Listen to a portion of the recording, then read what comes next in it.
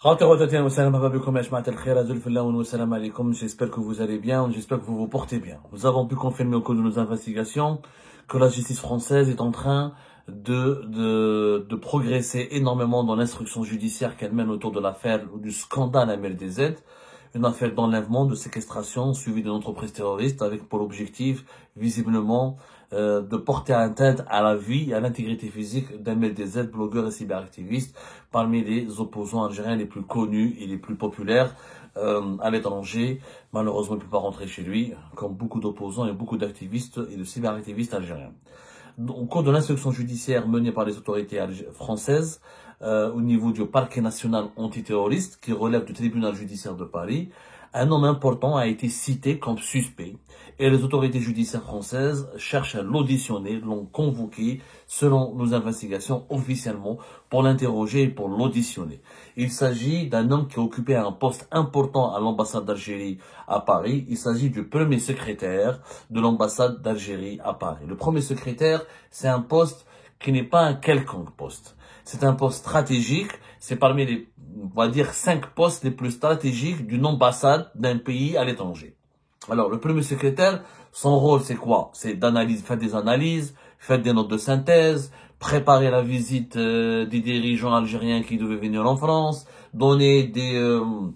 nourrir des contacts et entretenir des contacts entre l'ambassade d'Algérie et les autorités du ministère des Affaires étrangères français, exécuter ou recevoir des démarches auprès des autorités françaises locales, avoir un contact avec les acteurs politiques et les acteurs diplomatiques français, entrer en contact avec des représentations diplomatiques de d'autres pays mais qui sont présents sur le territoire français, préparer des visites de délégations algériennes qui viennent sur le territoire français, ça on le dit. Il peut même assumer le rôle du premier conseiller de l'ambassadeur, il peut animer des conseils de presse, il peut gérer le service presse, il peut faire des correspondances pour parler des relations bilatérales entre l'Algérie et la France. C'est un domaine, c'est un poste clé dans une ambassade. Le premier secrétaire, c'est le bras droit de l'ambassadeur. C'est un véritable poste clé. Il fait de l'analyse, du suivi, il écrit des rapports, il entretient des contacts, il prépare des visites, il fait du lobbying auprès des autorités locales, françaises locales, auprès de la classe politique française. Le poste de premier secrétaire de l'ambassade d'Algérie à Paris, il est extrêmement important. Franchement, c'est le bras droit, pour ne pas dire le cerveau de l'ambassadeur, de l'ambassadeur algérien en France. Ce monsieur, dont nous allons taire son nom, parce que d'abord nous respectons sa présomption d'innocence, d'abord nous ne voulons pas violer, nous respectons aussi la confidentialité de l'instruction judiciaire menée en France. On peut vous donner que ses initiales, SS. Monsieur SS a été officiellement convoqué par les autorités judiciaires qui relèvent par un juge d'instruction du tribunal du parquet national antiterroriste qui relève du tribunal judiciaire de Paris dans le cadre de l'affaire MLDZ. Il est pour le moment suspecté. Il n'est pas accusé, il est suspecté. Et cette convocation qui lui a été adressée par le biais de l'ambassade d'Algérie à Paris, parce que c'est sa dernière adresse, il habitait en France, etc., et elle lui a été envoyée en tant que suspect pour qu'il soit auditionné. Il faut savoir qu'en France, le droit, les procédures judiciaires sont extrêmement précises, extrêmement pointues, et la présomption d'innocence, elle est importante. On n'est pas ici à tribunal d'Al-Sidi Mohamed, ou tribunal d'Al-Khroub, ou tribunal de Mahmoud Raïs, ou d'Al-Baïda. Il y a une présomption d'innocence. Dès que tu es convoqué, tu pars en prison. Dès que tu as une convocation, tu es déjà accusé. La mise en examen est déjà prête. Non. Il n'y a pas de mise en examen tant que la personne n'est pas convoquée, n'est pas auditionnée, tant qu'il n'y a pas des preuves qui confirment sa suspicion ou illégale. S'il est convoqué par les services de sécurité, il peut être passé en garde à vue. S'il est convoqué directement par le juge, comme c'est le cas de ce ex-premier secrétaire, je dis pas ex, de ce premier secrétaire, parce qu'il n'est plus au territoire français. Il a quitté la France, il a rejoint l'Algérie, mais il n'a pas officiellement été remplacé, il n'a pas quitté ses fonctions. On n'a pas l'information qu'il aurait quitté ses fonctions. C'est-à-dire qu'il a quitté le territoire français au mois de novembre 2024.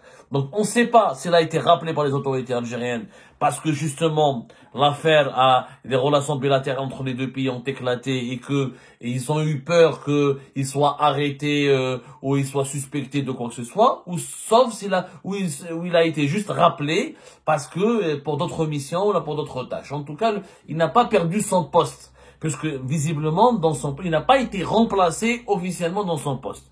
L'ambassade aujourd'hui, elle est gérée par un chargé d'affaires, il n'y a plus d'ambassadeur, mais le poste de premier secrétaire, c'est officiellement toujours lui qui lui est attribué. Mais il n'est pas en France. Il n'est pas en France depuis le mois de novembre 2024. Ce qui d'ailleurs suscite des interrogations et des doutes. Pourquoi il a quitté la France?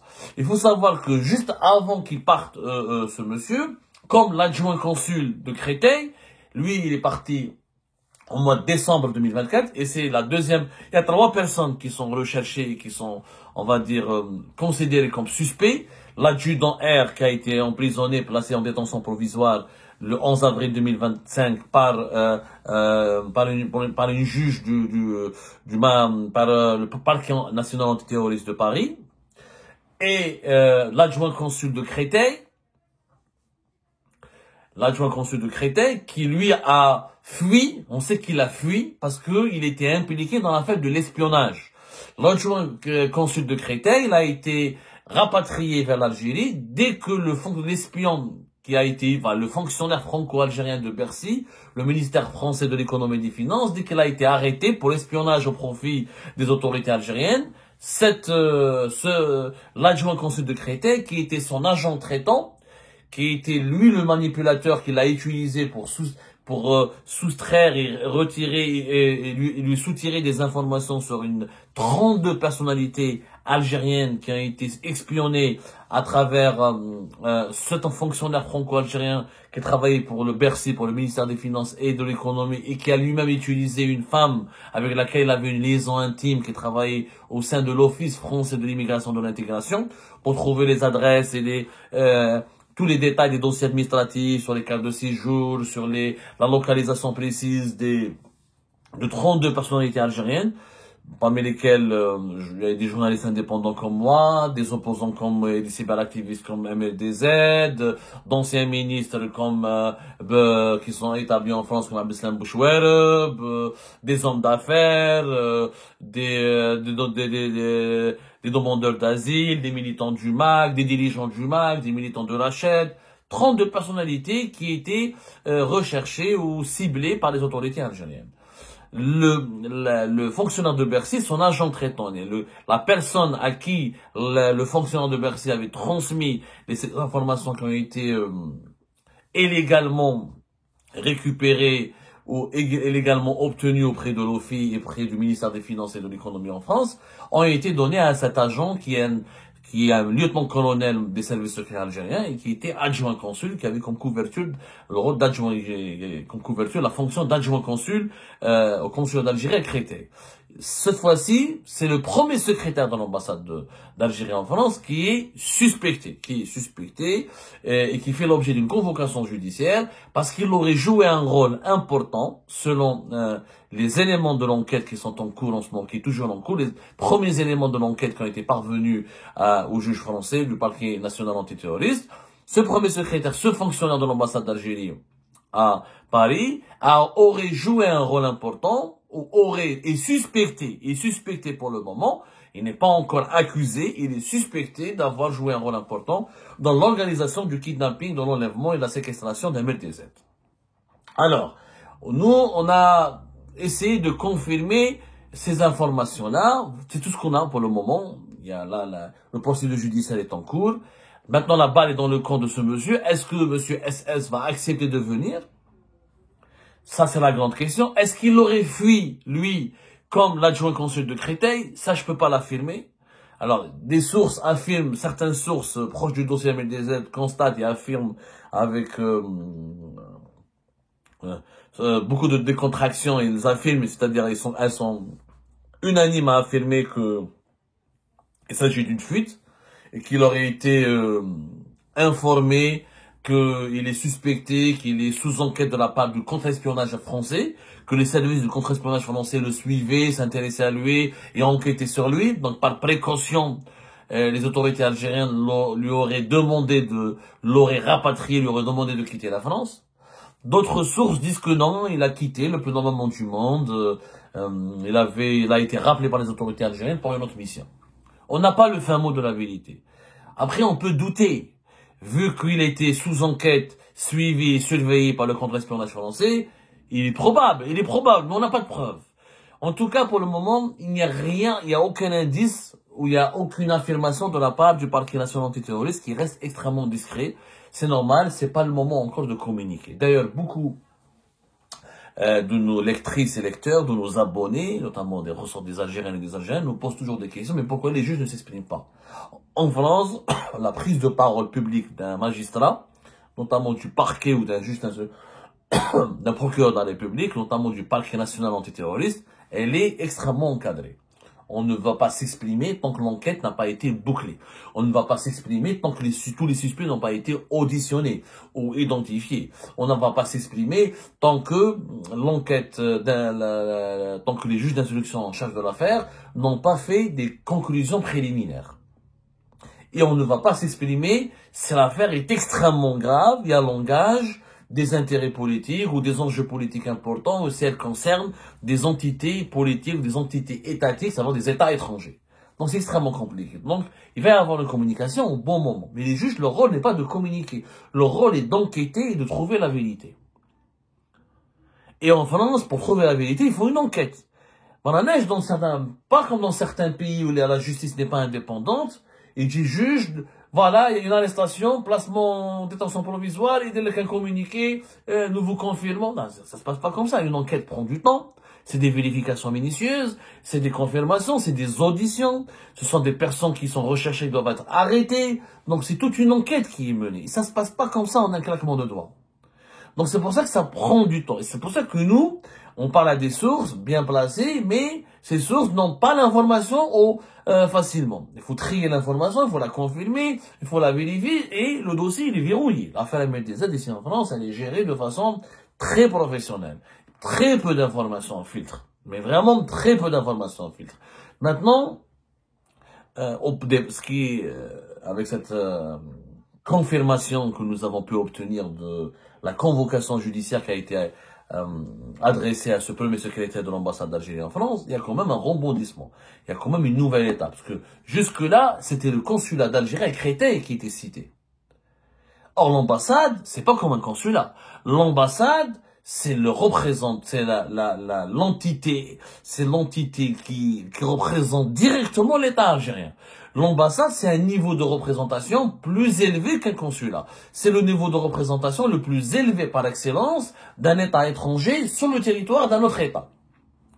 L'ambassade, c'est l'État algérien. Le premier secrétaire, il était en contact direct avec l'ambassadeur. Il est en contact permanent avec le ministère algérien des Affaires étrangères.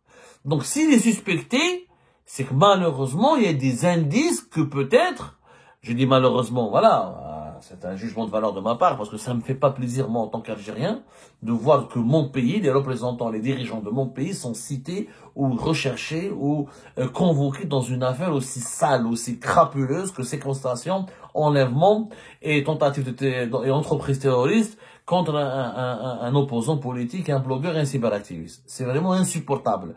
Je pense que chaque Algérien qui aime son pays et qui est jaloux pour son pays, qui veut préserver l'honneur de son pays, n'aimerait pas que son pays subisse de telles accusations aussi infâmes. C'est des accusations très infâmes.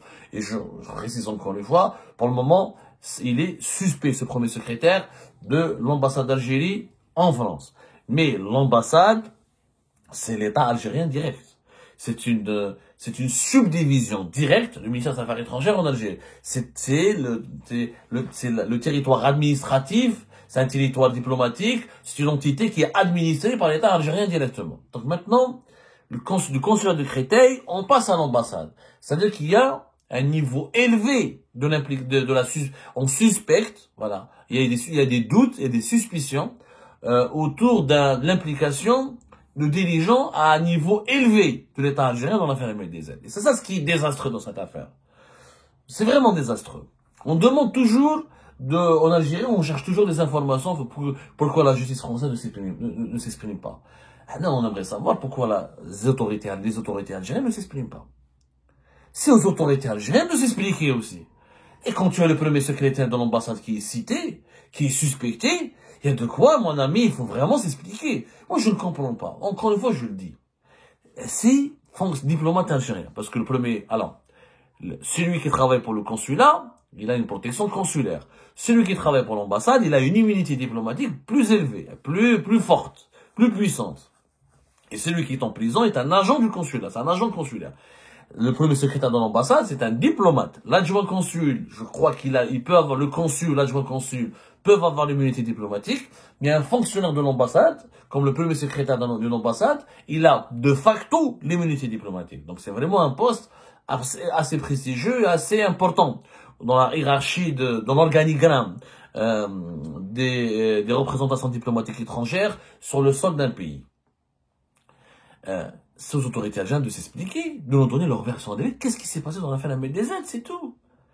Voilà, qu'est-ce qui s'est passé? Ça serait bien que les autorités algériennes s'expriment. Et moi, je pense que les diplomates algériens qui sont recherchés ou convoqués par la justice française devraient se présenter devant les juges. S'ils sont innocents comme ils le disent, pourquoi avoir quitté la France au mois de novembre? Pourquoi ne pas répondre? Déjà, l'adjoint consul de Créteil n'a pas répondu à la convocation judiciaire. Notre fonctionnaire du consulat de Créteil, qui est concerné, qui est cité aussi dans le dossier, dans l'instruction, qui a été convoqué, n'a pas encore répondu. Ça, c'est depuis le mois d'avril. Maintenant, pourquoi ce premier secrétaire ne devrait pas répondre? Pourquoi il ne répond pas? Et pourquoi il a quitté son poste? Et pourquoi il n'est plus revenu en France depuis le mois de novembre? L'Algérie, officiellement, elle a retiré son ambassadeur. Elle n'a pas retiré tous les fonctionnaires de l'ambassade. Maintenant, si l'Algérie veut fermer son ambassade en France, il faut qu'elle le fasse. Mais le fait d'avoir retiré uniquement l'ambassadeur et de laisser un chargé d'affaires, et le fait d'avoir rapatrié certains agents et pas d'autres, ça soulève des interrogations, d'autant plus que ça s'est produit juste à la veille de déclenchement de scandales judiciaires en France qui impliquent, comme suspects, ces mêmes diplomates qui ont quitté la France pour l'Algérie. Je pense qu'à un moment donné, il faut vraiment qu'on dise la vérité, aux Français comme aux Algériens. Qu'est-ce qui s'est passé avec Ahmed Z? L'État algérien, au lieu de l'insulter, de diffamer, de dénigrer, d'injurier, ça ne sert à rien. L'Algérie pourrait ouvrir une enquête de son côté. Qu'est-ce qui empêche la justice algérienne de s'autosaisir? Il y a des responsables qui sont algériens, des diplomates algériens qui sont, des fonctionnaires de consulat de l'ambassade d'Algérie qui sont recherchés. La justice algérienne peut s'autosaisir, elle peut les auditionner, elle peut les convoquer, elle peut les interroger pour comprendre la vérité. Parce que même là, pour laver l'honneur du pays, pour comprendre réellement si la justice française se trompe, si elle exagère ou pas. La justice algérienne pourrait faire son enquête de son côté. Mais c'est le silence total du côté algérien. Où on insulte, on ne réagit pas. On insulte, mais on ne réagit pas. Parce que la réaction, c'est quoi? C'est donner l'information. Que faisait l'agent consulaire à 500 mètres du domicile d'Ahmed Z? Pourquoi l'adjoint consul, qui est accusé d'être l'adjoint consul de Créteil, qui est accusé d'être l'agent traitant du fonctionnaire franco-algérien de Bercy, pourquoi elle a fui la France, et pourquoi elle a disparu, et pourquoi elle veut plus répondre à la convocation de justice et les autorités judiciaires françaises. Pourquoi Monsieur SS, qui est le premier secrétaire de l'ambassade d'Algérie en France, pourquoi il a aussi quitté la France en novembre? Il n'est plus revenu, alors qu'il est officiellement toujours nommé dans son poste. Et pourquoi il ne répond pas à cette convocation? Il y a plusieurs zones d'ombre qu'on aurait aimé qu'elles soient levées. On aurait aimé qu'elles soient levées par les autorités algériennes elles-mêmes, pour ne pas laisser de la place à la spéculation. Les juges français continuent leur travail. Nous les encourageons à aller jusqu'au bout dans leur enquête, parce que, Français comme Algériens, nous avons besoin de connaître la vérité pour mettre fin à toutes les pratiques immorales, illicites, inhumaines, qui mettent en péril la fraternité, la bienveillance, les relations d'amitié entre l'Algérie et la France.